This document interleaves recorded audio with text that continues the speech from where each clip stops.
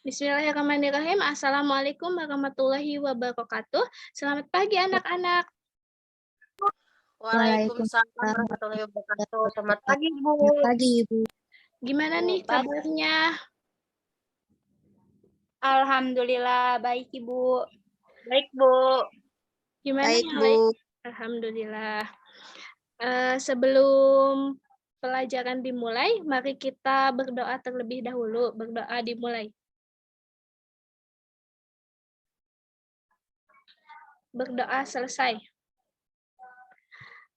Baik anak-anak, sekarang kita akan memulai pembelajaran mengenai teks pidato.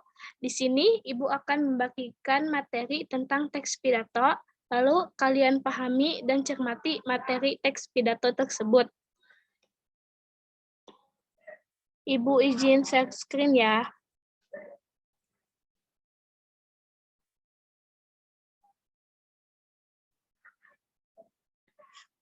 Apakah sudah terlihat?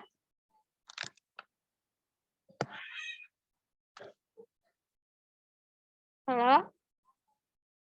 Sudah, Bu. Sudah, Ibu. Baik. Pertama, Ibu akan membahas tentang pengertian teks pidato. Apakah di sini ada yang tahu teks pidato itu seperti apa sih? Saya, Bu. Izin menjawab. Iya, silakan. Menurut saya, teks pidato dapat diartikan sebagai teks yang memuat ungkapan pikiran, gagasan, atau pendapat, serta pengetahuan seseorang terhadap suatu hal yang nantinya akan disampaikan di depan orang yang banyak. Baik, terima kasih Pipi. Jawabannya sangat bagus. Bagaimana anak-anak? Ada yang mau lagi menyampaikan pengertian dari teks pidato? Saya, Bu. Iya, silakan.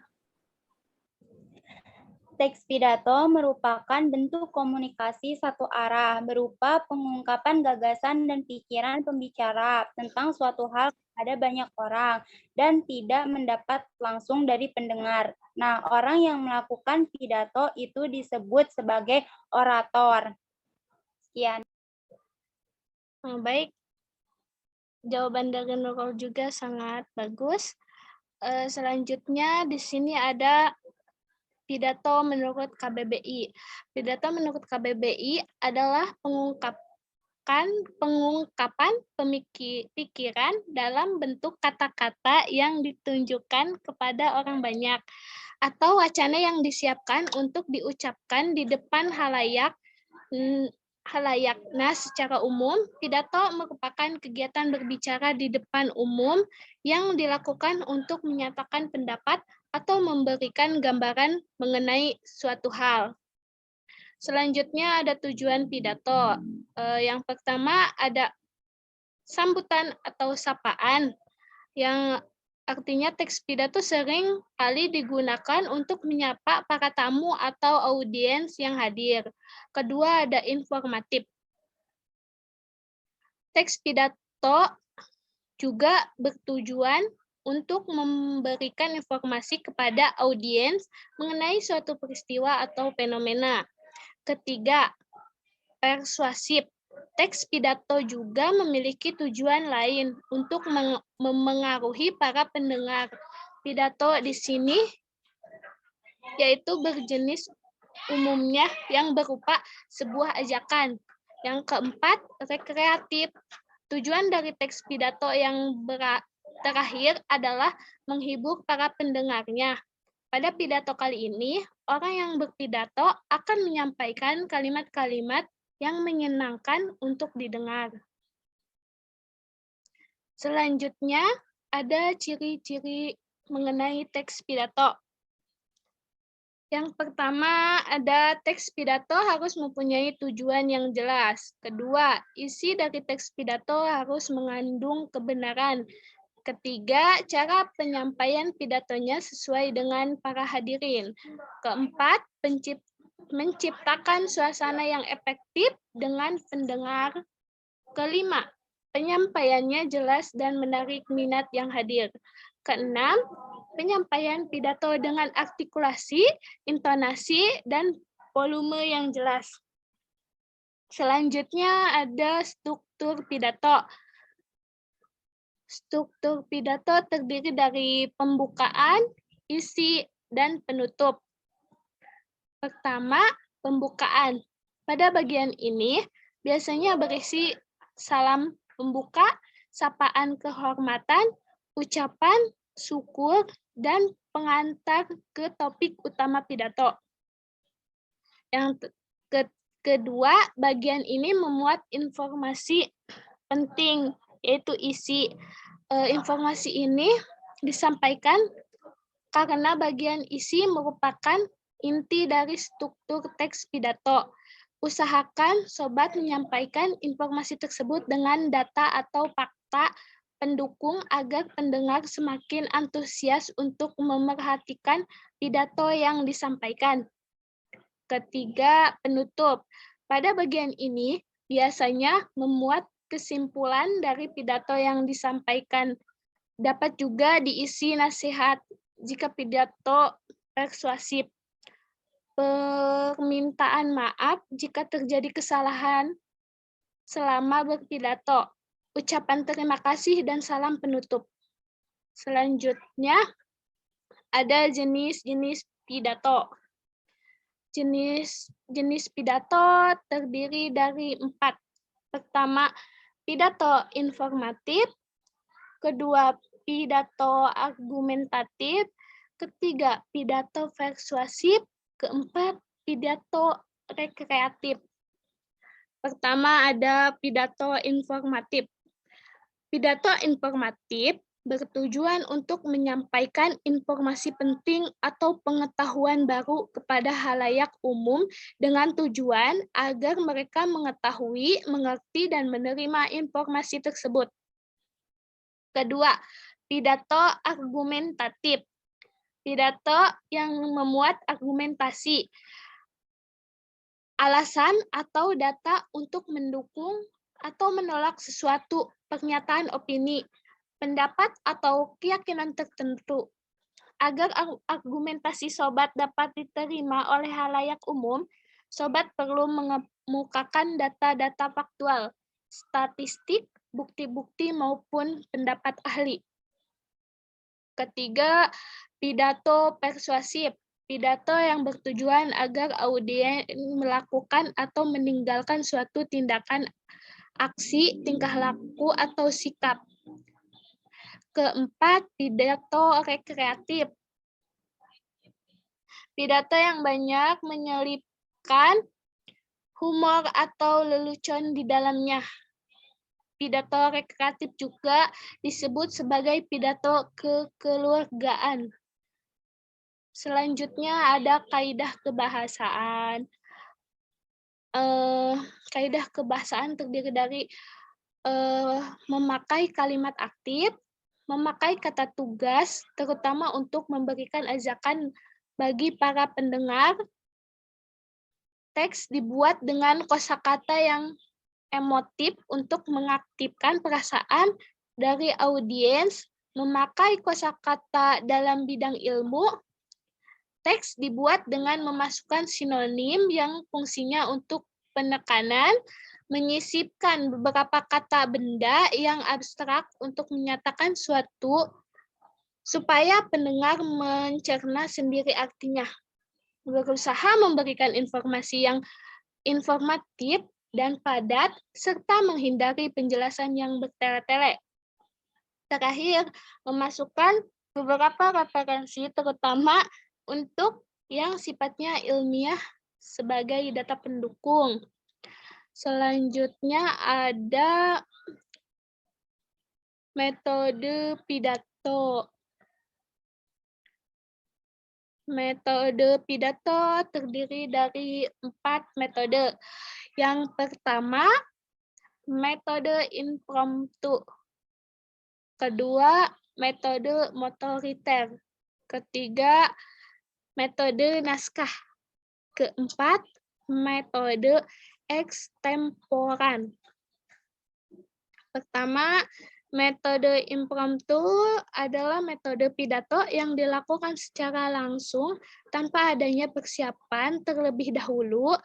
Biasanya metode ini digunakan oleh orang yang sudah ahli dalam berpidato.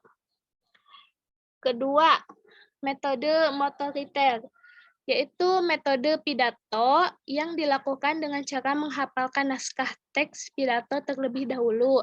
Ketiga, metode naskah, yaitu metode yang dilakukan dengan cara membacakan teks pada saat berpidato. Metode seperti ini biasanya digunakan dalam acara-acara formal untuk minimalisir adanya kesalahan saat menyampaikan pidato. Keempat, metode ekstemporan, yaitu metode berpidato dengan cara mencatat atau menyiapkan konsep pidato secara garis besar.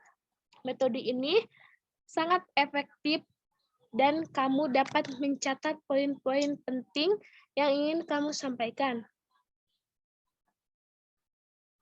Baik, itu saja yang dapat Ibu sampaikan.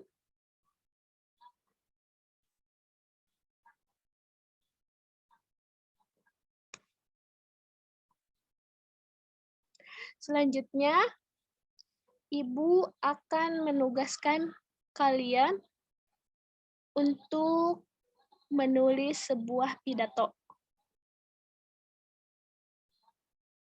Ibu kasih waktu 15 menit dari sekarang.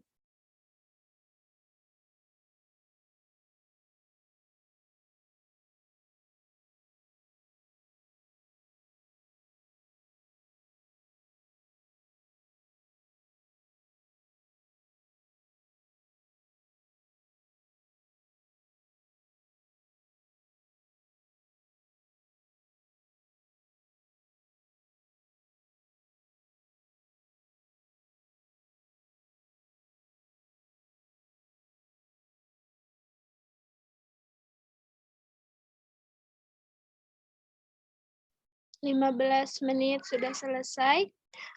Anak-anak, apakah kalian sudah selesai?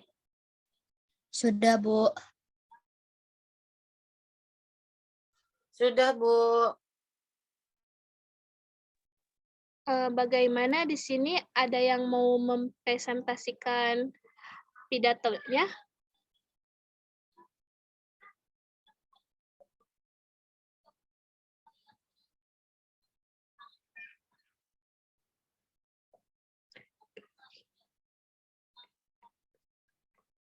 Saya, Bu.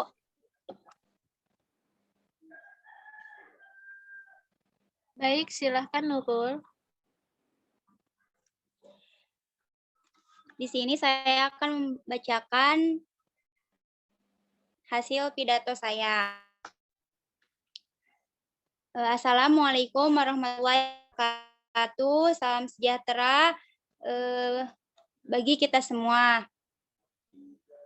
Yang terhormat Bapak dan Ibu guru serta teman-teman, marilah kita bersama-sama memanjatkan syukur kepada Tuhan karena pada pagi hari yang cerah ini kita bisa berkumpul bersama di tempat ini. Teman-teman yang saya banggakan, kita ketahui bahwa lingkungan merupakan tempat hidup bagi semua makhluk hidup. Oleh karena itu, kita harus menjaga kelestarian lingkungan kita agar kita dapat hidup dengan nyaman. Salah satunya dengan menjaga kelestarian lingkungan adalah menjaga kebersihan. Menjaga kebersihan lingkungan dapat dimulai dari hal-hal yang kecil, tetapi terkadang sangat sulit dilakukan oleh kita. Contohnya adalah membuang sampah pada tempatnya. Agar kita bisa menjaga kebersihan lingkungan kita, terlebih dahulu kita harus mengetahui definisi dari kebersihan lingkungan. Nah, di sini definisi kebersihan lingkungan yaitu suatu keadaan di mana lingkungan tersebut layak untuk ditinggali manusia, di mana keadaan kesehatan manusia secara fisik dapat terjaga. Saat ini, kesadaran untuk menjaga kebersihan di kalangan masyarakat, apalagi sebagai seorang murid, sangatlah kurang. Dilihat dari lingkungan sekolah, kita masih terdapat banyak sampah yang berserakan. Entah sampah plastik, makanan, minuman, atau kertas. Padahal tempat sampah disediakan sekolah sudah memadai. Di sudut sekolah terdapat tempat sampah, di dalam kelas pun terdapat tempat sampah. Namun tidak ada kesadaran dari kita untuk membuang sampah pada tempatnya sebagai wujud menjaga kebersihan lingkungan sekolah kita. Selain membuang sampah pada tempatnya, kita juga dapat menjalankan piket kelas sebagai aksi menjaga kebersihan lingkungan di lingkungan sekolah. Dan dibiasakan memilah sampah sesuai dengan kelompoknya sebelum dimasukkan ke tempat sampah. Saat ini kita harus disadarkan untuk menjaga kebersihan lingkungan kita, karena akibat dari kurangnya menjaga kebersihan lingkungan dapat membuat bencana bagi kita, seperti banjir dan wabah penyakit. Dan masalah utama kita saat ini adalah global warming atau pemanasan global. Oleh karena itu, harus timbul kesadaran dari setiap pribadi kita untuk menjaga kebersihan lingkungan kita, agar kelak tidak ada bencana yang menimpa kehidupan akibat dari kurangnya kesadaran menjaga kebersihan lingkungan. Sebagai penutup, saya hanya ingin menyampaikan pesan dari pidato saya dengan menyampaikan sebuah pepatah, kebersihan adalah bagian dari iman. Dengan ini, saya berharap teman-teman peduli dan sadar dengan pentingnya menjaga kebersihan. Sekian pidato dari saya, mohon maaf jika ada salah kata.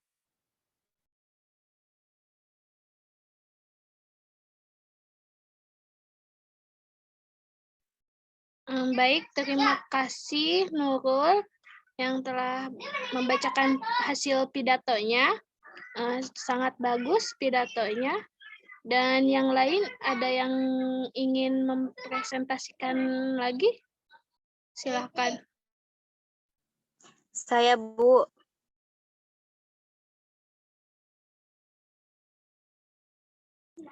Iya, silakan, Dinar. Assalamualaikum warahmatullahi wabarakatuh. Waalaikumsalam warahmatullahi wabarakatuh. Di sini saya akan menyampaikan pidato yang berjudul Jangan Buang Sampah Sembarangan. Yang saya hormati Bapak atau Ibu Guru dan teman-teman yang saya sayangi. Puji syukur, marilah kita sama-sama panjatkan kehadirat Allah Subhanahu wa Ta'ala yang telah memberi kesehatan dan kekuatan pada kita semua. Tak lupa pula kita kirimkan salam dan sholawat kepada Nabi kita, yakni Nabi Muhammad SAW.